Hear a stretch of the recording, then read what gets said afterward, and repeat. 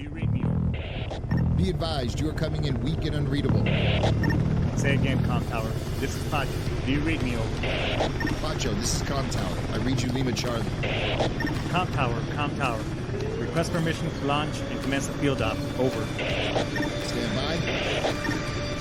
Pacho, permission granted. I say again, permission granted. Roger that. Launching podcast in 3, 2.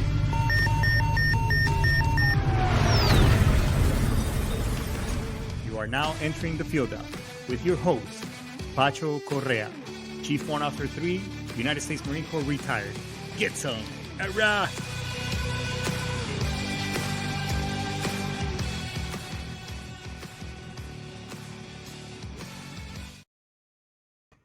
Get some, hurrah! What's going on, everybody? Baby Friday is here. Friday night's Eve. Goddamn, it's almost the weekend. Well, for most of us, it is.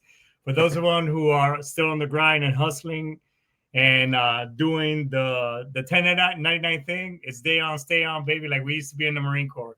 Hey, we got a really cool show today.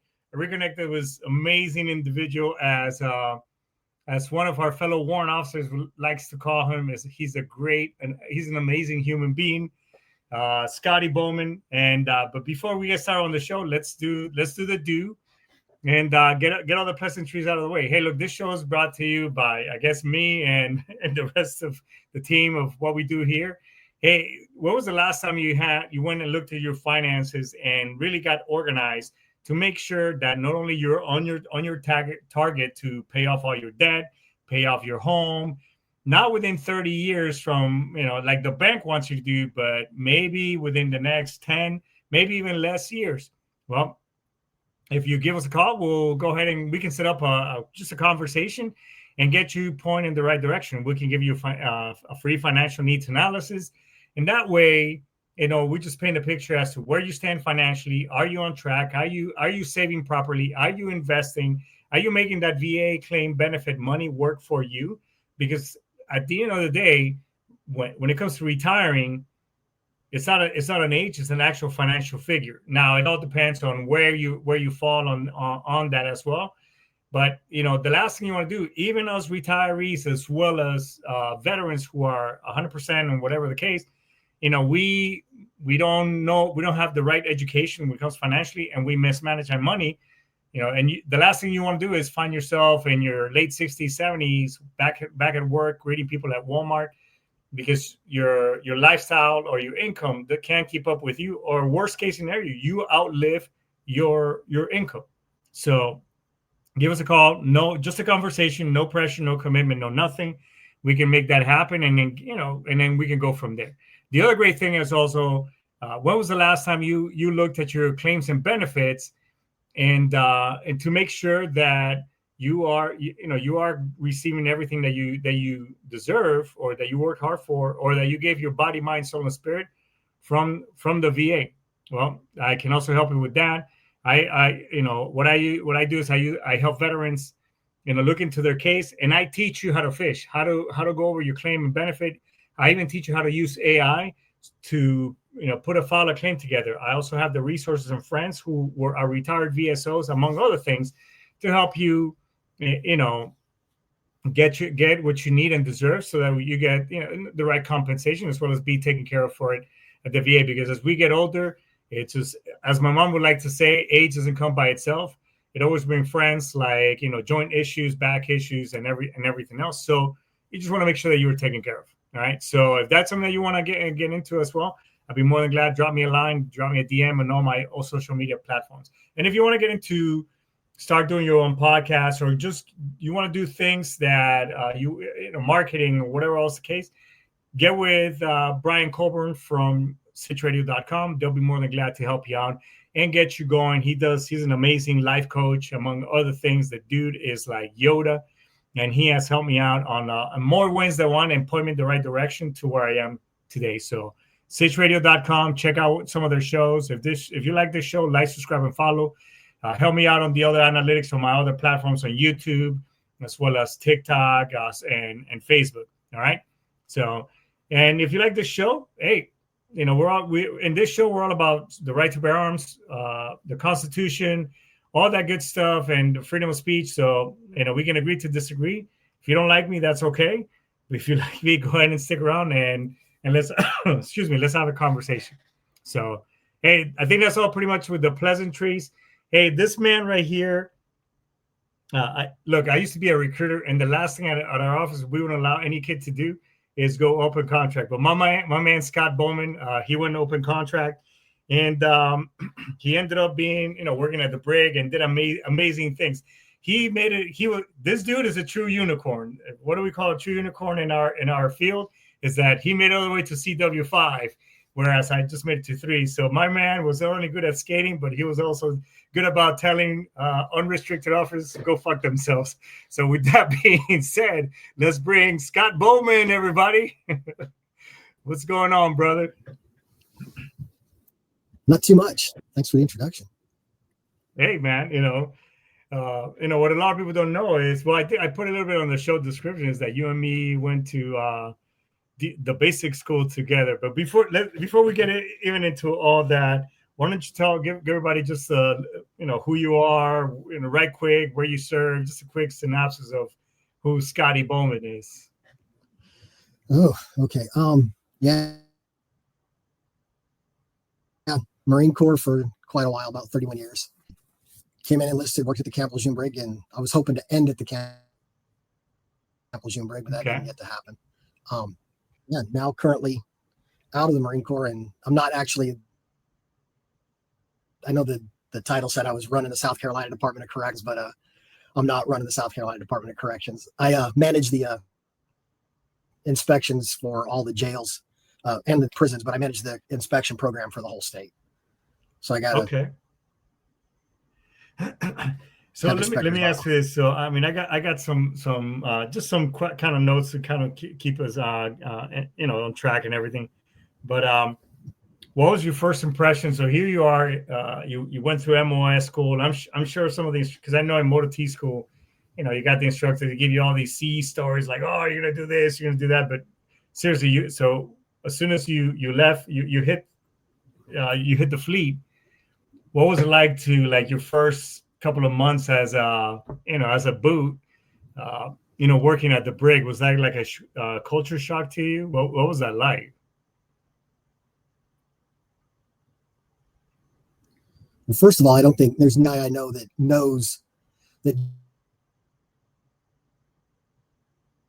joined knowing he was going to go into corrections. He was working, and he knew New Mexico was only paying like $19,000 a year. So he offered him a job doing corrections in the Marine Corps, and he jumped at it. He ended up retiring out of the Marine Corps too, but nobody else ever decides they want to be in the Marine. Right. And it was a shock. The first time those gates closed behind, whoa, here we go. Okay.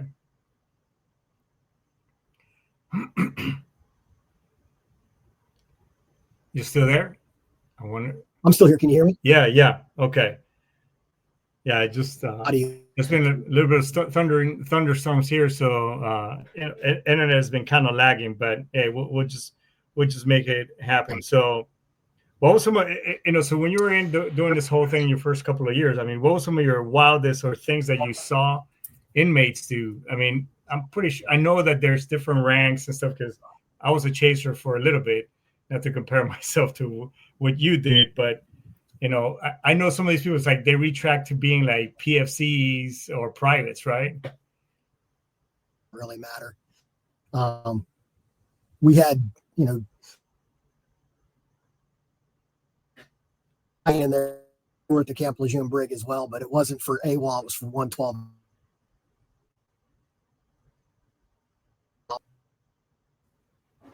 Really? Can you hear me? Yeah.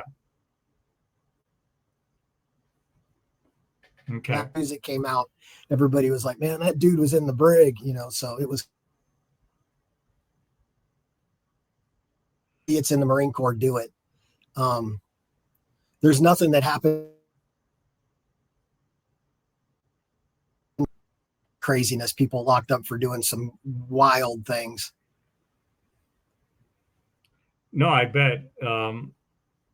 I think we're having a little bit of a lag with with with some of your responses, but that's okay. Here. From you helped design and staff Camp X-Ray. What was that process like, bro?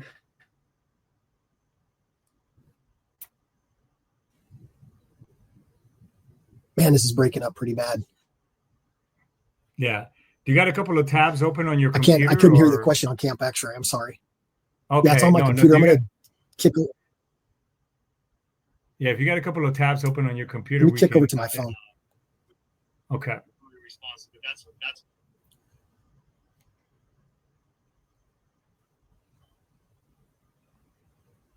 Let me go back to that.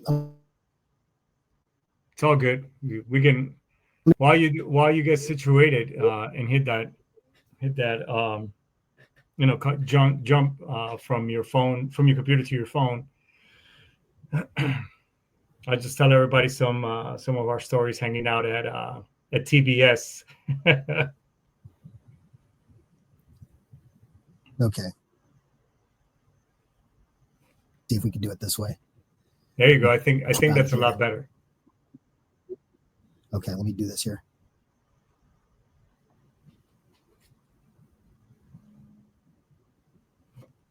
All right. All right. Let me see. Leave from this one here. Yeah, I mean, that's a lot better. It's not breaking up as bad as it was before. Let me see if I can.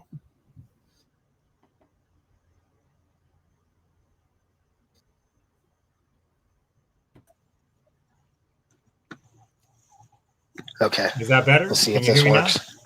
Yeah, that's a lot better.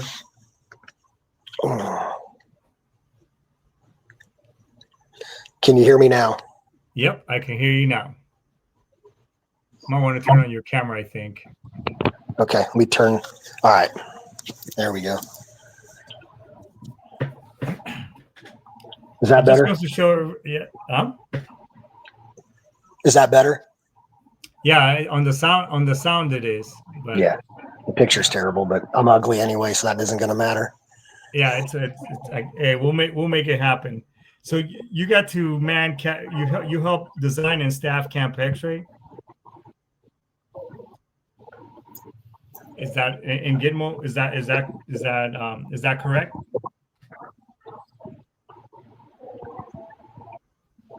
What is it doing?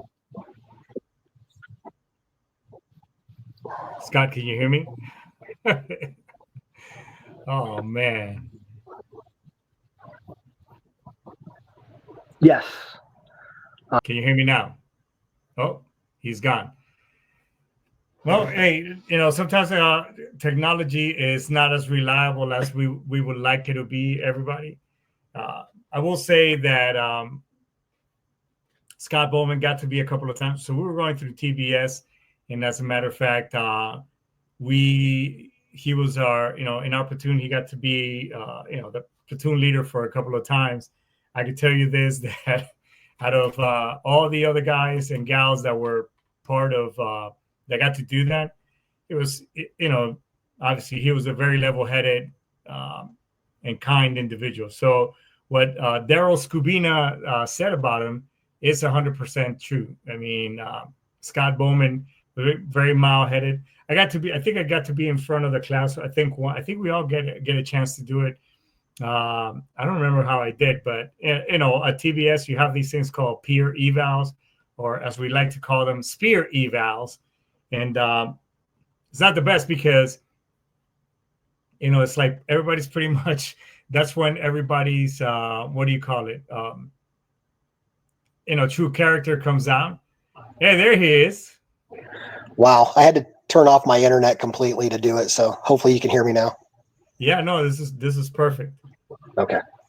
All right, so we'll start once again. So, so you came in open contract and you end up going into corrections. Is that correct?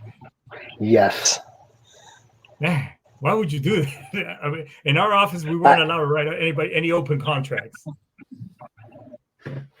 Oh no, it's doing it again. Hold on a second.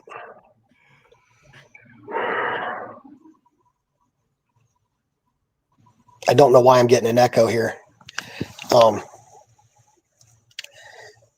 Can you hear me? Okay. Yeah, I can hear you. Okay. So no, nobody wanted to go into corrections. It wasn't a thing that, you ever choose to do. It just ends up choosing you. Yeah, my dad was a Marine. I had to call my dad and be like, "Hey, Dad, what's corrections?" He's like, "Oh, you're going to be one of those assholes."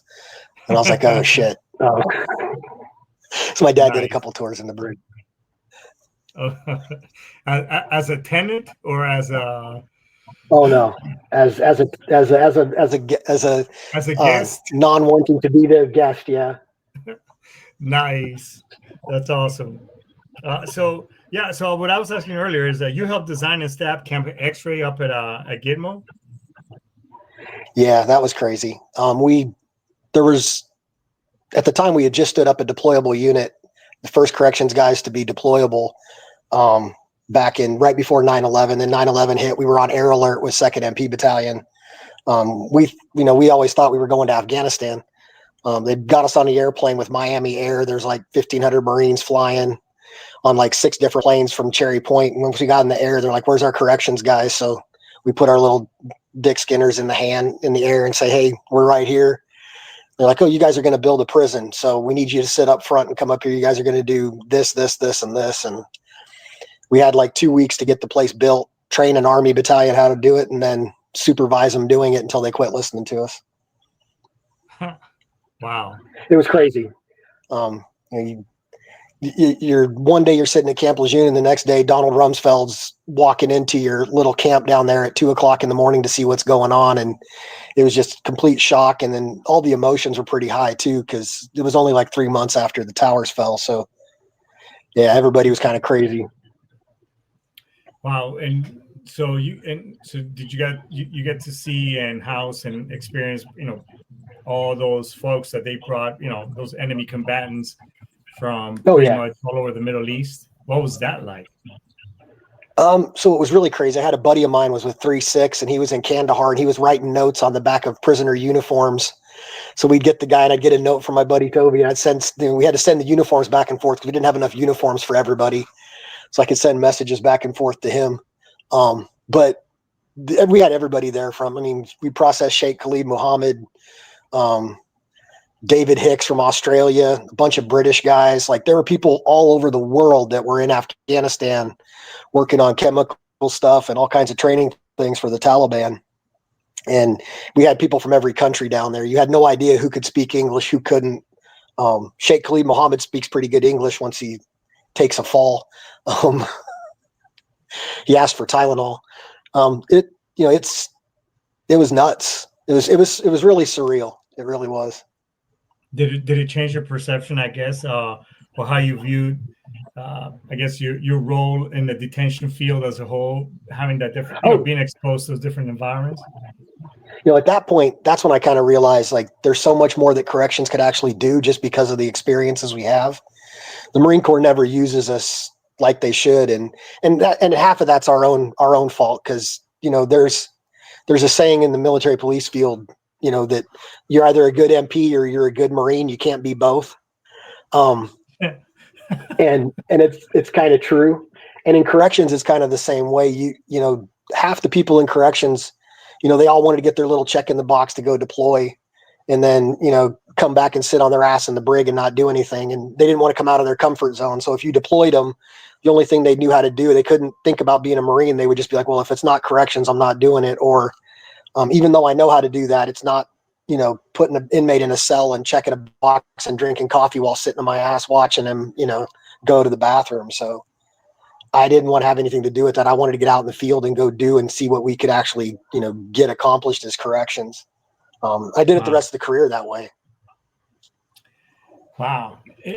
Again, as I mentioned earlier, I my short experience was as a chaser, and we took in a sergeant or was a staff sergeant. We're talking in the early 90s. I was a lance corporal. So we had to take because I had a chaser card, and remember, it's just a 1 day, not even a day course. Yeah. You just go in there and whatever. And then one day out of nowhere, after I did flush with all that, with that class, they're like, hey, the other guy's not here. You got to go. We got to chase this dude and take him to the brig. I'm like, what the? So, we thank God that the guy that I was with had done it before.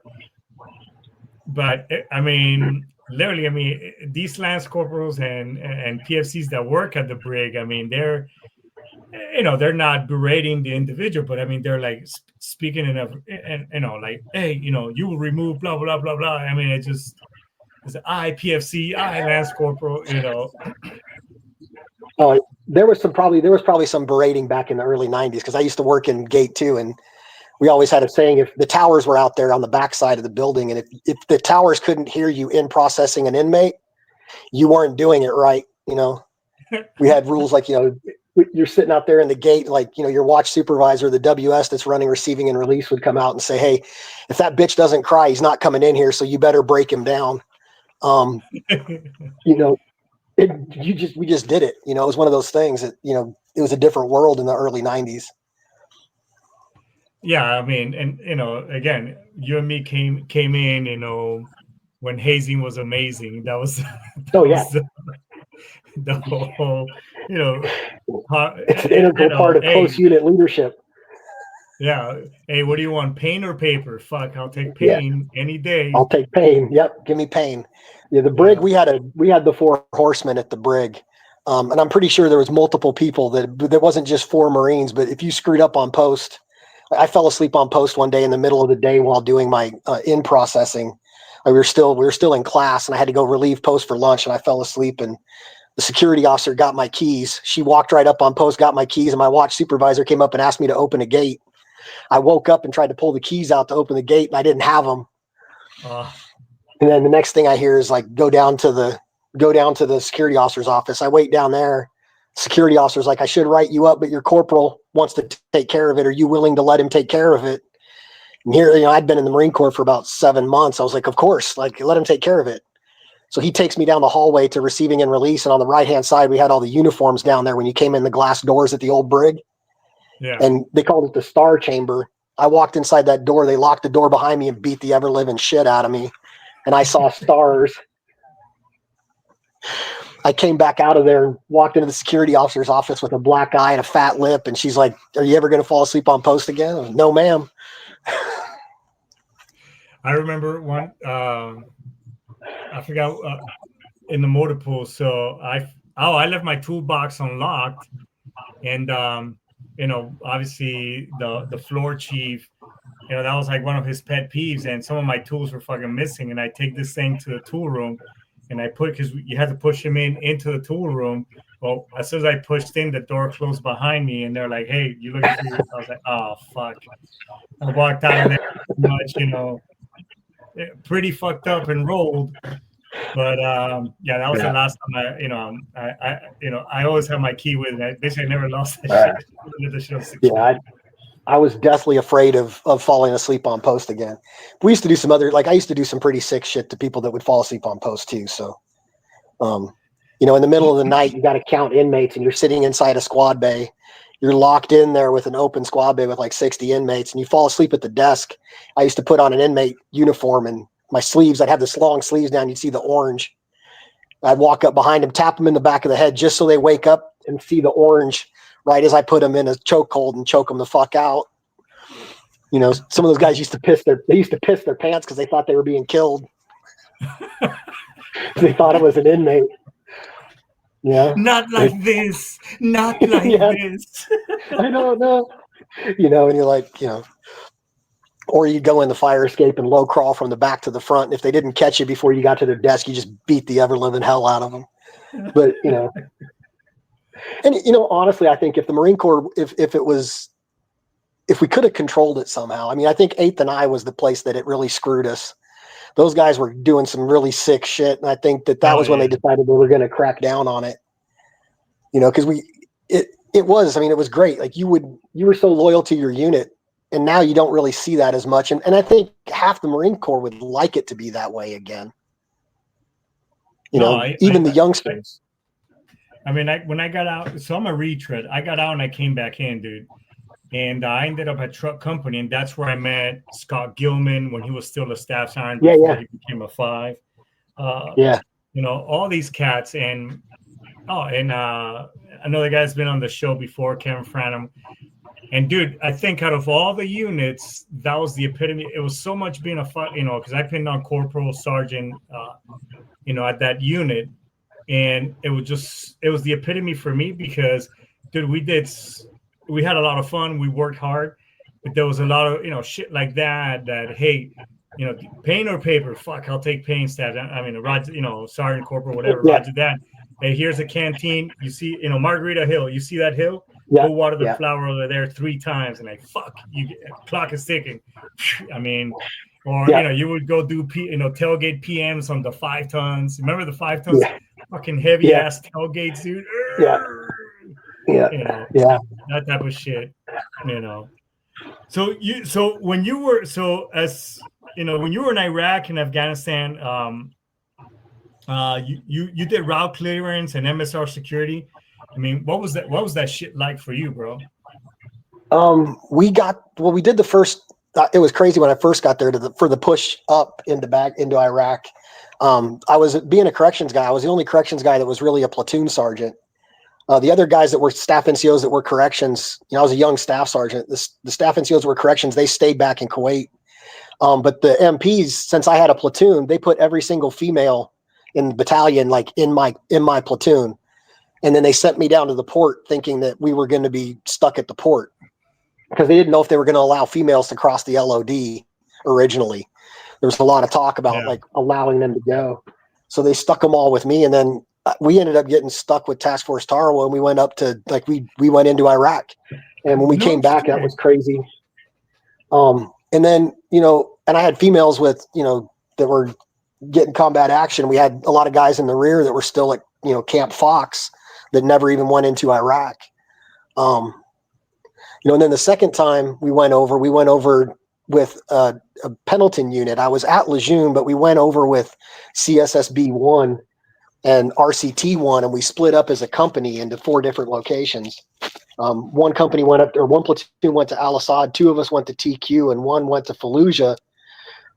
But those of us that were at TQ, we drove back and forth between TQ, Ramadi, and Fallujah. And then our company or our platoon in Fallujah did the same thing. But every morning it would be like, okay, you're drawing straws to see which people you get to escort, and second TSB was out there too. Their call sign was Driftwood, believe it or not. And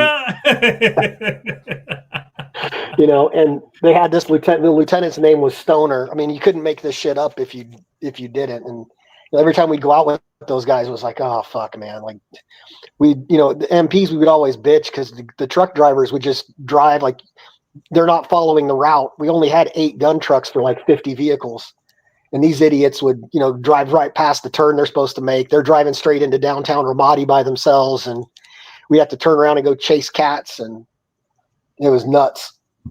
And, shit, before we even left that deployment, they busted like 15 to 20 of them with weed down in Kuwait. They were all smoking pot on the convoys.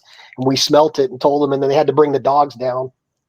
So we take the dogs into their billeting area. We didn't have any drug dogs. They were all bomb dogs. But their battalion commander told them that we're going to bring the drug dogs through it. If they confessed ahead of time, the punishment wouldn't be as bad. So like 10 of these idiots stepped forward, with their weed. And then we walk the dogs through. The dogs don't hit on anything because we're looking for, they can't even smell drugs. That type of shit was like, it was nuts. Dude, I think we might have crossed paths because I went in 2003 during the push. We were there. And so we took a 4th LAR. We were part of the INI staff, and this is the first time we stood up, an entire reserve battalion. Right. So, the reserve MPs actually attached to division. Like our whole battalion was put under at the time it was FSSG, which was the worst mistake the Marine Corps could have ever made. Like that was the dumbest idea ever, is to give FSSG all of the MPs.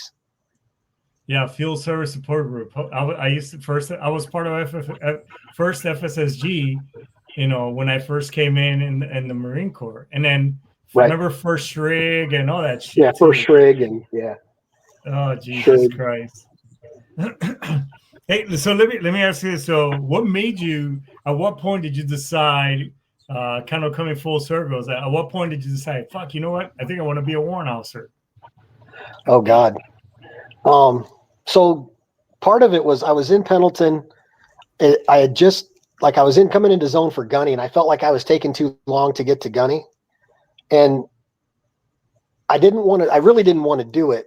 And we had I want to say an inspection team from headquarters Marine Corps was coming out to Pendleton, and they'd come in, and a guy named Strobel, Greg Strobel, he actually ended up finishing and retiring he was the head director of all of Army Corrections as a retired CWO5. But Greg was like trying to talk me into becoming a warrant officer. And I said, look, I don't want to do it. I'm going to lap move and go back right to, I had a lap move package in to go to be a field MP as an 11, and it got approved. So I'm like, I'm leaving. Yeah. Like, I'm gone. I'm going back to do what I want to do. I'm going back to Iraq. My wife wasn't happy about it because I'd already done the tours over there. And so he called my wife and said, hey, look, like, here's what a sergeant major makes in retirement. Here's what a warrant officer CWO5 makes in retirement. And my wife had been in the Navy, and I kept her knocked up so she couldn't deploy. And so she had to, she couldn't get promoted, so she had to get out at higher tenure. So she's kind of like, hey, it's time to put in a warrant officer package, dumbass. And I actually called another guy that ended up becoming a 5-2, Joe Moschetto. I called Joe, and I'm like, dude, should I do it? And he's like, fuck no, Scott. If you want to really know, he's like, this sucks. Like, you're stuck behind a desk, bro. And he's like, but you know, like, what else are you going to do? You're going to let the other idiots get selected? You know, we had a guy that got selected the year before that just was complete trash. And I'm like, oh man, yeah, it's either be the idiot or work for the idiot. I'm like, okay.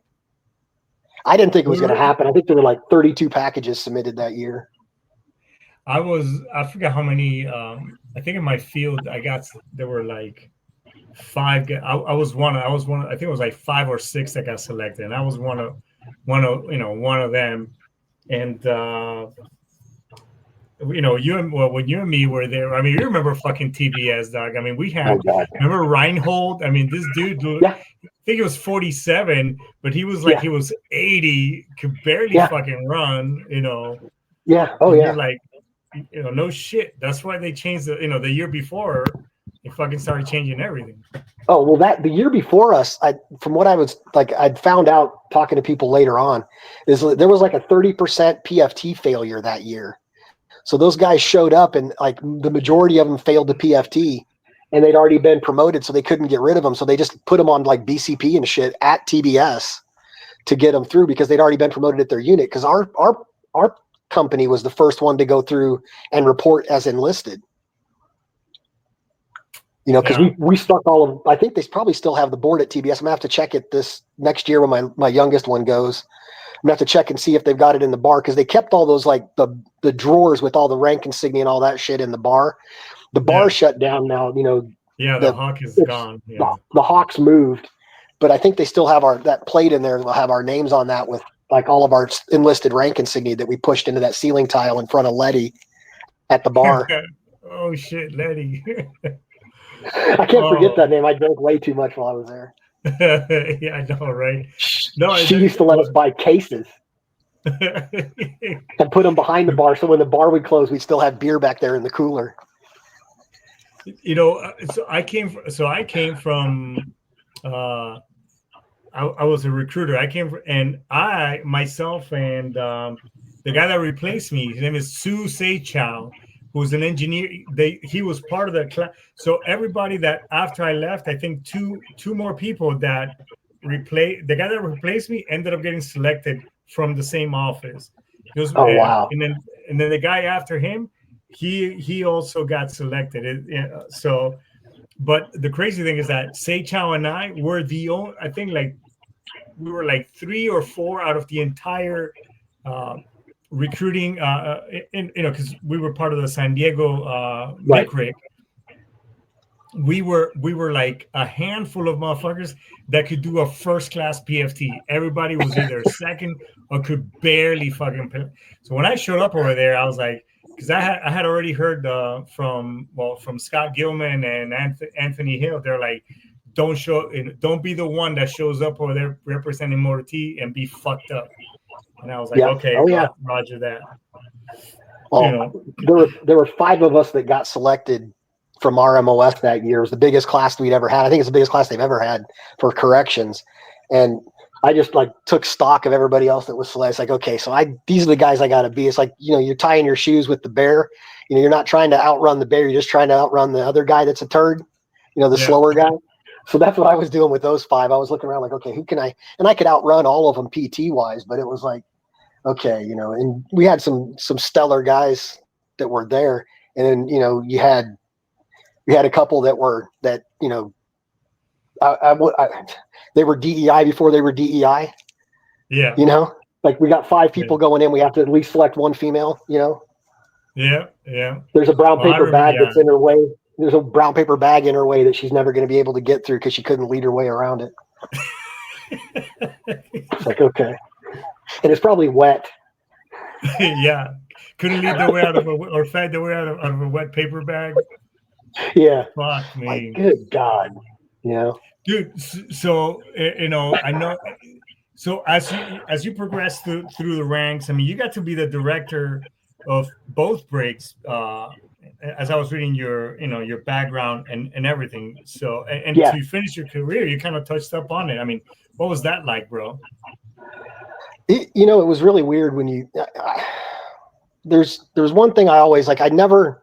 When I became a warrant officer, at first, when you first put those bars on, you get the feeling like you start believing your own bullshit, like, yeah, I am pretty, like, I am cool. Like, I am good. I am the shit. I am the shit. Right. And after a while, like you finally clicks and you're like, dude, like if I'm at the MEF right now, I'm getting some major coffee. So, like, am I really that cool? And corrections was terrible for that because you walk on deck and they call attention on deck. All the inmates have to stand up, stand at attention. And it doesn't happen just like once in the morning, once in the afternoon. Like they call attention on deck everywhere you go in the brig.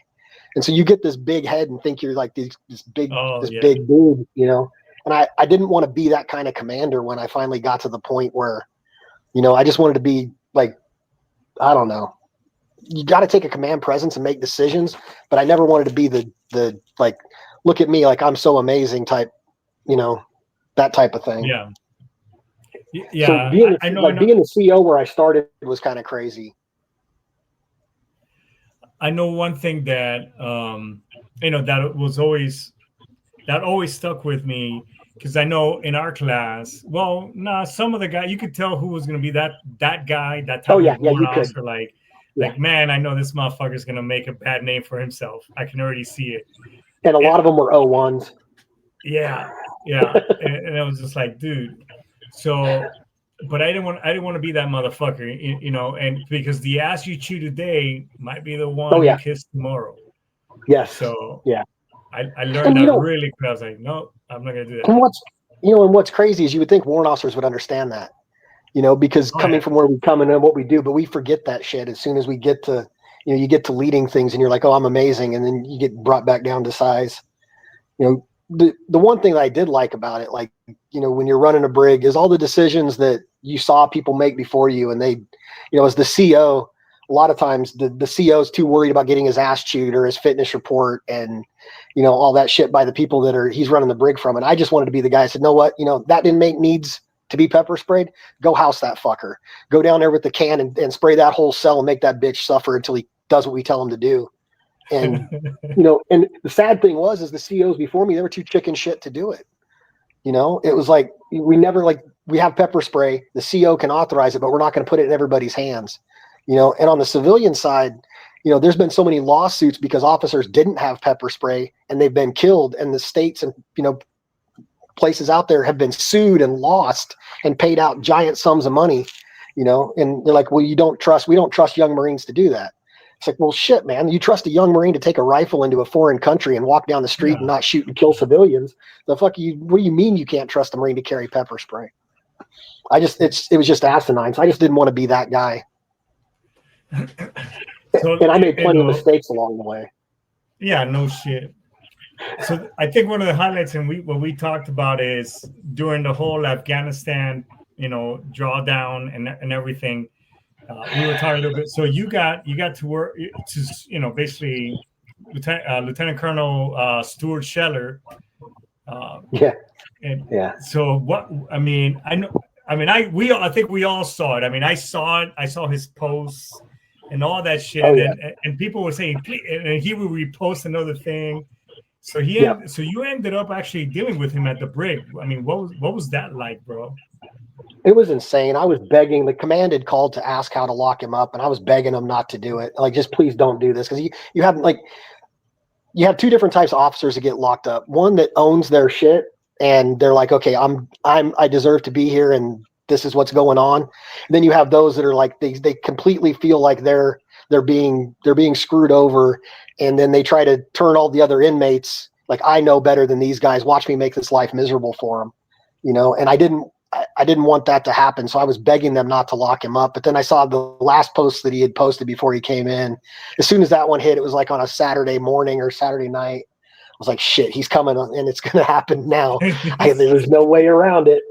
But when he got there, and I could tell he was pissed off. I mean, I knew he was angry. But he caused no problems for any of my staff. Like, he wasn't as compliant with the command, because it was, the command had to send somebody of the same rank, so they had to send a lieutenant colonel over with him. And we start the in processing, and when you're confining an officer, it's a good idea to have an officer there, at least to give him the in brief. Yeah. I stayed there through the in processing that night, and he went down, and without being told, he reported in at parade rest to the our RHU supervisor, who was a corporal, and addressed him by his rank. Not a problem at all. And I was like, okay, I think this might be okay, at least with him. But the other part of it was a nightmare, because that after that night, my social media was attacked. I had all kinds of weird friend requests and shit, and then the phones at the facility went off the hook. We couldn't even conduct business. Everybody from senators, congressmen, everybody calling in to and the day we were doing the IRO hearing, somebody had called in a threat to headquarters Marine Corps and said that there were 30 armed Marines that were in the tree line making their way to the Brig to secure Scheller's release by force, and and it came down through from the headquarters Marine Corps down to the MCI West, and from MCI West we got the call from them. It came down to us, and then I had to brief back up the same thing, hey, we've got this, we'll go out. I'll send a patrol out into the tree line and see if we can see any Marines out there with guns. They brought over PMO with the SRT team to set up a cordon around the building, and his lawyer did a really good job of creating chaos, changing the time, pushing the time back, wanting to bring senators and congressmen onto the quarterdeck. And nobody was helping me from, I call public affairs, and it was like crickets. It's your Brig, you handle it. I don't think anybody wanted to handle that shit show. Oh no, I was like, God damn. And so, my Marines were on the quarterdeck. They're up there with their cell phones recording, which it blatantly says up there, no recording devices, no cell phones. Senator Congressman Grommert from Texas was on the quarterdeck and demanding to come in, and I called back up to PAO and said, hey, can somebody come down here? I know we've got to have a congressional affairs, liaison up there. They're like, oh, you got this. So I'm like, okay, great. And I didn't want to do anything illegal, but at the same time, I'm like, okay, I'll just go deal with it. But I picked up the phone and called a buddy of mine that was the lead, the senior SJA at Lejeune, and he was a prior enlisted guy too. And I trusted him, and I was like, hey, what should I do here? And he's like, what are your options? So I told him, and he's like, well, do whatever you want, Scott. I think you'll be okay on this one if you tell him to get lost. And I was like, okay, got it. So I went back out there and told him he couldn't come in. Then he told me that, I was a terrible person for not allowing a war hero to come into my facility. And, this guy has been over, done so many deployments for his country. And I'm like, yeah, I've got, a few more than that, but okay, whatever, dude. Say what you want to say. Cool. And then he was ticked off. I ended up giving him a tour of the facility afterwards. I just told him, you can't come in for this hearing. I'm not going to let you, the young major that was doing the hearing, I felt really sorry for him, because he was a new magistrate and he had to decide whether or not he stayed or not.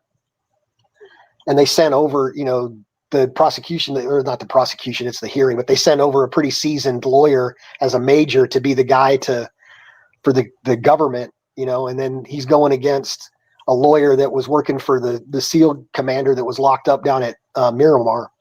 Because that's who's, you know, Mr. Scheller had as his attorney, and he was good. Like, that guy was good. He created chaos. You know, so it was just a madhouse. And my Marines, I think my Marines were upset with me too.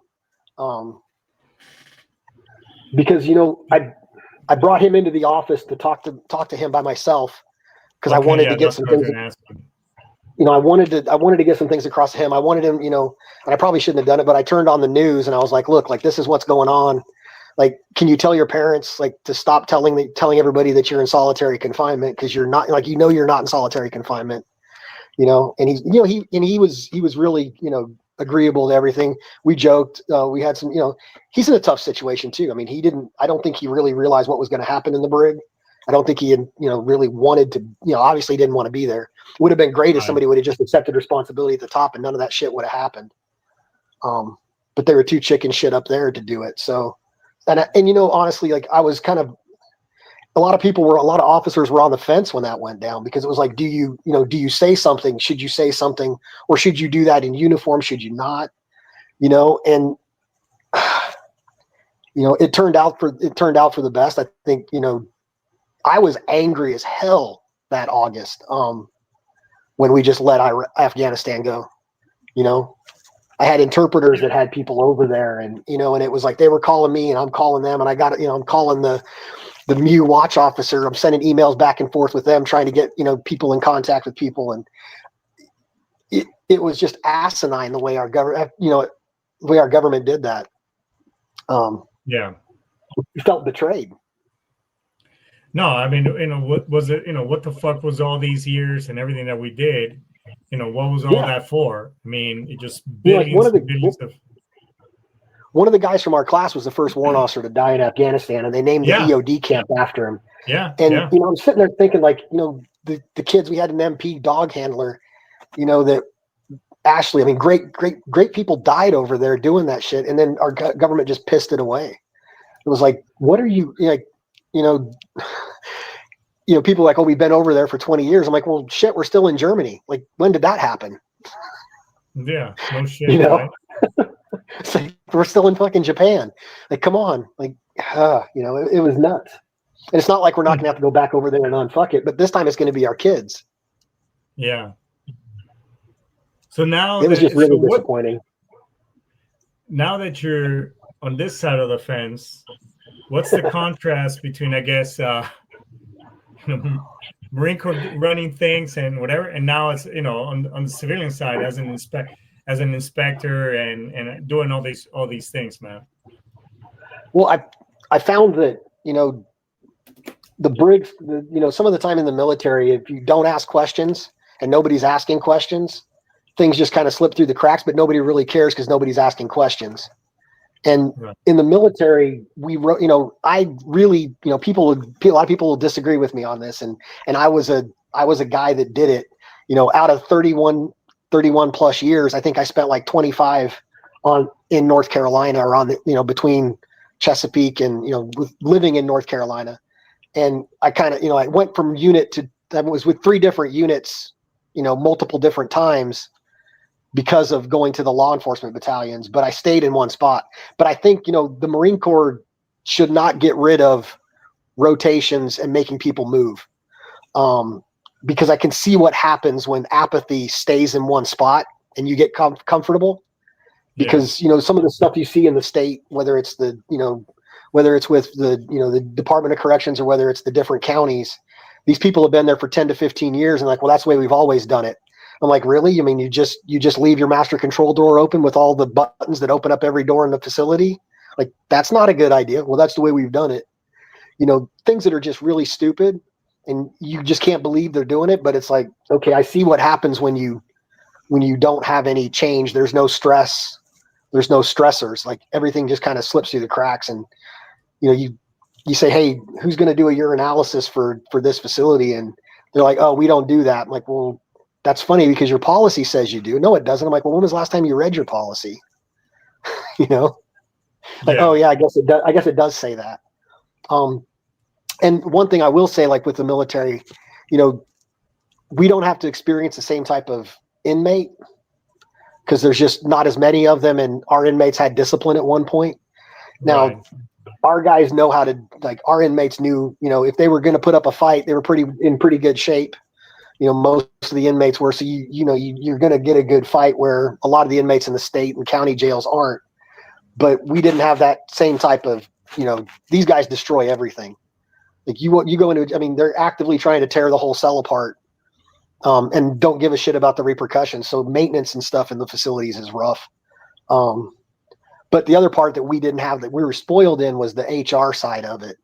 You know, like they would ask me, like, one of the things that happens all the way across the state, and it's the same way in almost all correctional facilities, is you're having a hard time getting people in to come work in the facilities because the pay's not great, and you put up with a lot of bullshit from the inmates and the staff, and there's liabilities and stuff, and you can't do certain things because of the legal aspect of it.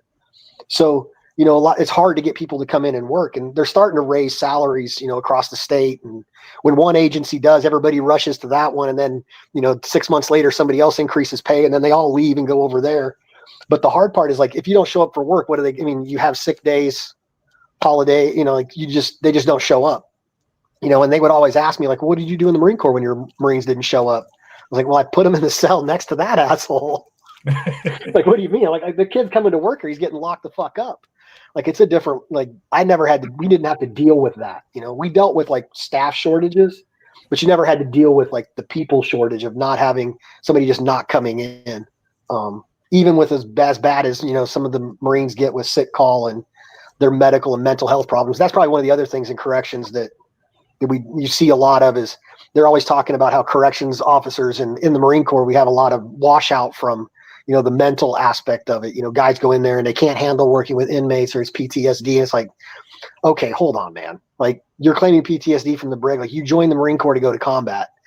What do you mean you got, your bitch ass has PTSD because you had to yell at an inmate? Like, come the fuck on. Yeah. You know, and that happens a lot in the Brig, where guys look at it, they're like, oh, if I say that, then I won't have to work 24-hour shifts. They'll take me away from working with the inmates. I'm still a Marine. I'll go home and wear all my dress blues and act like a badass when I go home. But I was a little bitch when I was at work, you know? So let me ask you this.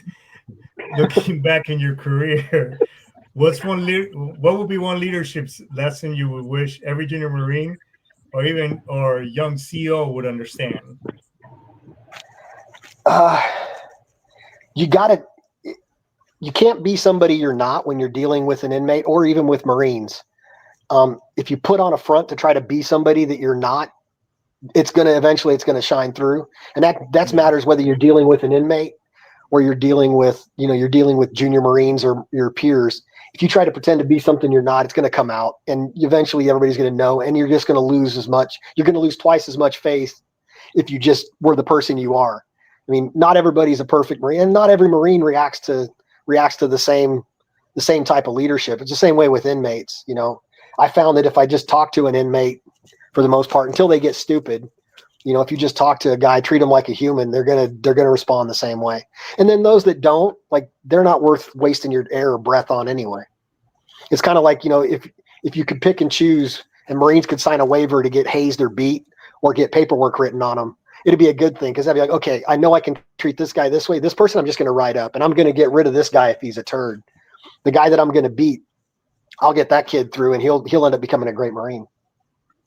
That's true. Because I would have signed that paperwork to get beat up.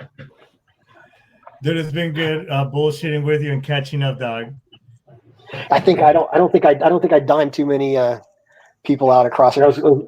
I was worried about, you know, when you put that I was running the Department of Corrections. I know there's a couple of guys that are my Marines that are working in the same Department of Corrections that were also corrections guys with me. And I was like, man, they're going to give me a ration of shit. And then I was like, oh man, I better watch what I say about, you know, legally, because, you know, I got to go talk in court a lot of times about some of the inspection stuff we do. So it was good. I didn't have to name any county jails or anything that are no questionable. I try to keep it, you know, because I've had a lot of guests who are on active duty and stuff, So obviously, I try to keep. I'm very conscious. I'm very conscious of that because.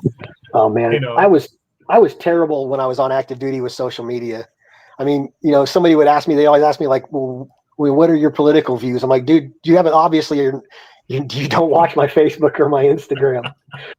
And then I'd have somebody post on there like, that's the president of the United States, and I'm like, "Yeah, okay, got it, bro. Yeah." Like, I'm gonna say what I want to say anyway. You can charge me if you want. I really don't give a shit. Like, I've done enough time in the brig to know I'm not like. I'll go with the flow. Whatever. Yeah. Oh shit. Well, shit, man. Hey, thanks so much for your service. Thanks so much, shit, brother. It was a very, very good, entertaining conversation. We got through a little bit of the technical issues, but we'll make it happen, bro. Where can people find you on social media? Oh shit, you're gonna have to send me a friend request because it's not open to everybody. Facebook, I'm just Scott Bolman on Facebook, and the same thing on Instagram. I think it might be Fatty B on Instagram. I'm not sure. That was my call sign in Iraq was Fat Bastard. So, but yeah, it's my game tag on PlayStation too is Fat Bastard. So or Fatty B. So if you're on PlayStation and want to screw around on games, it's Fatty B or Cage Kicker. That's awesome. Yeah. All right, bro. Well, hey, thanks so much for your service. Thanks so much for your time. It's awesome talking with you. Definitely talk some more bullshit next. Yeah, for sure. And I haven't had a drink yet, so I'm probably going to go downstairs and have a drink now. I wanted to make sure I wasn't as loose-lipped as I needed to be before I came on. Hey, loose lips sing ships. Damn straight, bro. I'll talk no to you jail later. time. All right, brother. Later. Hey, everybody. That was Scotty B in the house. A amazing individual, a lot of great stories. By the way, he and I had a couple of we had a sidebar today and the other day. I mean, there's a lot of other shit that we touched on. Obviously, we got to keep it somewhat vanilla, to protect other people's privacy and all that good stuff. But at the end of the day, that's what we do as Marines. So, even though it could be a couple of years have gone by, it's like never, like time hasn't gone by at all. And that's the same thing that happens when you even meet somebody for the first time ever. They're like, oh, shit, you walked in the same boots I did. Awesome. We're brothers. We're sisters. So, hey, look, with that being said, if you are having issues, if you've been ruminating, having thoughts that, you feel yourself like you're going down that deep, dark hole that you can't get out, do me a favor. Instead of committing suicide or even contemplate about it, reach out to us on the show. There's the suicide hotline. There's the VA hotline. There's military one-source TRICARE and everything else. Just hit somebody up and at least have a conversation. Don't do something that obviously there's no coming back, and that you leave the rest of us with the bag asking the questions why and what could we have done to prevent this from happening. We also I just found out yesterday that an amazing individual that I served with, big, kind, giant, fellow 3510, passed away. Dave Arnold, he was a sheriff out in Oceanside. He was a fellow 3510. When I first pinned on, the guy mentored me. The guy was great. So our condolences go out to the families as well. And for those of you, and not to get kind of on that as well, but if you grew up, we had some amazing, not amazing. We had some losses this week as well. Those of you who, Ozzy Osbourne. I grew up with this guy, listened to the music as well. Malcolm Jawan, Theo from the Huxtables also passed away, and Chuck Mangione and Hulk Hogan. These are people who we grew up watching, and we all can relate. So. Our love and prayers go out to that family and to Dave Arnold, hey brother, Semper Fi, wherever you are. So I think this is a good place to end it. So with that being said, everybody, Aistamas, Daisuki, I'll see you next week. Yeah, hoorah, get some.